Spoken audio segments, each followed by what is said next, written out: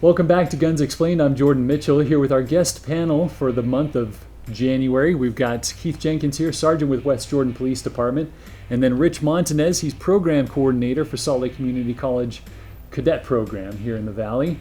And today we're going to talk a little bit about what everybody needs to know before considering a career in law enforcement. So to start off with, Rich, you work with a lot of cadets, a lot of people interested in the career. What does everybody need to know before signing up for a class to become a future law enforcement officer?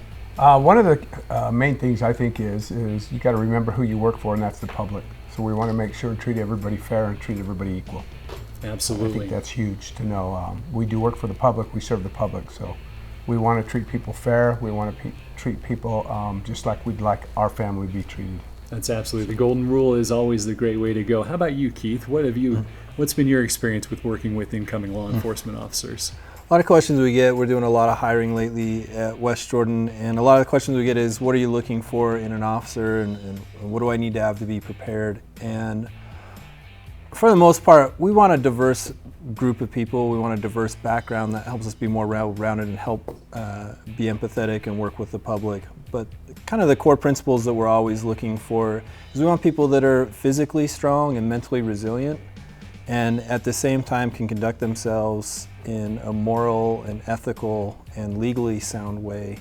That people that kind of are honor bound and that understand the kind of the principles and the guiding principles and the importance of what we're doing. I believe the Supreme Court that said no one, not even the President of the United States, has the power of a police officer, because only a police officer can summarily deprive someone of their rights or even their life. And so we want people that understand that the importance of that power and how they wield it, and that they do it in an honorable way, but also can deal with people empathetically and understanding. So, usually having some life experience, whether it be college or military or just even, the different backgrounds that people might have in the past they take to get there, but we're just looking for people that are able to understand and engage with others. It's a fine line you got to walk. For sure. Definitely. Sounds really tough. Rich, what do you do on a daily basis to prepare those people when you get them in there? That was a laundry list of things that Keith just mentioned. That's a lot. One thing I've noticed with a lot of the kids coming in, and not only have I noticed, but a lot of our instructors have noticed, is we get a lot of young kids coming in, very young, 21 years of age. A lot of them don't have a lot of maturity or life experiences. And just the amount of time they spend with us going to the academy, we're a part-time academy, so we take about 7 months, 2 semesters. But we notice there's a huge change in them as far as maturity from day one to when they finish. Maturity is huge when it comes to law enforcement. Life experiences, good decision making, and maturity are huge to make a good decision. And obviously, if it was easy, everybody would do it. And we know that being a law enforcement officer isn't easy.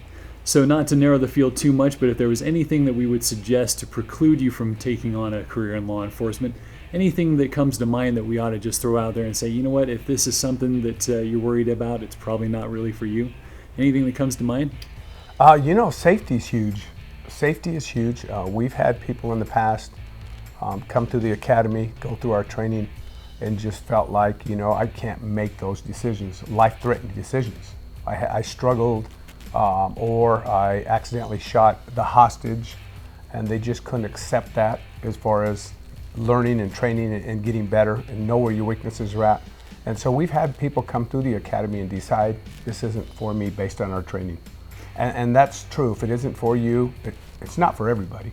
Yeah. But you have to be able to make those decisions. If you can't make them, then your life could be in jeopardy. So that's a good decision they made before they continued on in this career. Yeah, and so when you say, I shot the hostage, I have a hard time dealing with that. We're talking about scenario-based training. I know you guys use some products called simunitions that are paint cartridges that fire out of simulated firearms, not actual real-life scenarios, obviously. Yeah, simunition rounds. So that's good. It's excellent training that you guys provide and a wonderful service to the community you both are doing. Thank you so much for coming out and joining us this week. We'll see you again next week. Thanks for joining us. For Guns Explained, I'm Jordan Mitchell.